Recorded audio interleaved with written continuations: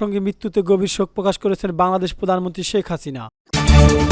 রাষ্ট্রীয় সংবাদ মাধ্যমে বাংলাদেশ সংবাদ সংস্থা জানিয়েছেন, ইসলামী প্রজাতন্ত্র ইরানের প্রথম ভাইস প্রেসিডেন্ট মোহাম্মদ মোখবারকে লেখা এক চিঠিতে শেখ হাসিনা এই শোক প্রকাশ করেন। চিঠিতে বাংলাদেশ প্রধানমন্ত্রী বলেন, দুঃখের এই সময়ে বাংলাদেশ সরকার ও আমার নিজ পক্ষ থেকে আমি ইরানের সরকার ও দেশটির জনগণের প্রতি গভীর সমবেদনা জানাচ্ছি। প্রেসিডেন্ট ইব্রাহিম রাইসি একজন জ্ঞানী ও নিঃস্বার্থ নেতা ছিলেন, যিনি তার দেশের সেবায় দৃঢ় প্রতিজ্ঞা ছিলেন এবং ইরানের জনগণের কল্যাণে কাজ করেছেন। দুর্ঘটনার পরও 1 ঘন্টা বেঁচে ছিলেন ইমাম। এবার শুনুন বিস্তারিত।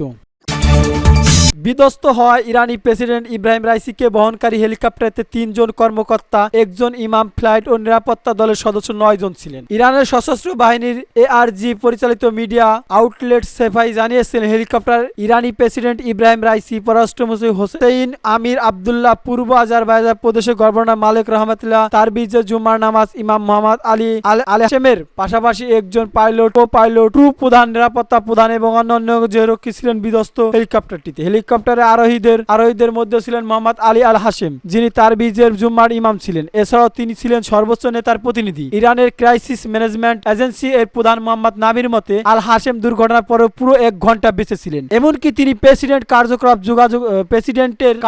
যোগাযোগের চেষ্টা করেছিলেন। তিনি ছিলেন, আরোহীদের শনাক্ত করতে কোনো DNA টেস্টের প্রয়োজন নেই। ত্রুটি সহ সর্বমোট 9 জনে এই দুর্ঘটনায় মৃত্যুবরণ করেছেন। রোববার আজারবাইজানের সীমান্তের কাছে 2টি বাঁধ উদ্ভাবন করেন প্রেসিডেন্ট ইব্রাহিম রাইসি। এরপর হেলিকপ্টারে ইরানের উত্তর পশ্চিমে তারবিজ শহর দিকে যাচ্ছিলেন তিনি। সেখানে হেলিকপ্টারের দুর্ঘটনায় নিহত হন। তারবিজ থেকে 50 কিলোমিটার দূরে দুর্ঘটনা কবলে পড়লে হেলিকপ্টারটি, কিন্তু ভারী কুয়াশা থাকা অনুসন্ধান অভিযান চালানো কঠিন হয়ে পড়ে। প্রেসিডেন্টের বহনে মোট 3টি হেলিকপ্টার ছিল। অন্য 2টি হেলিকপ্টার নিরাপদে অবতরণ করেন।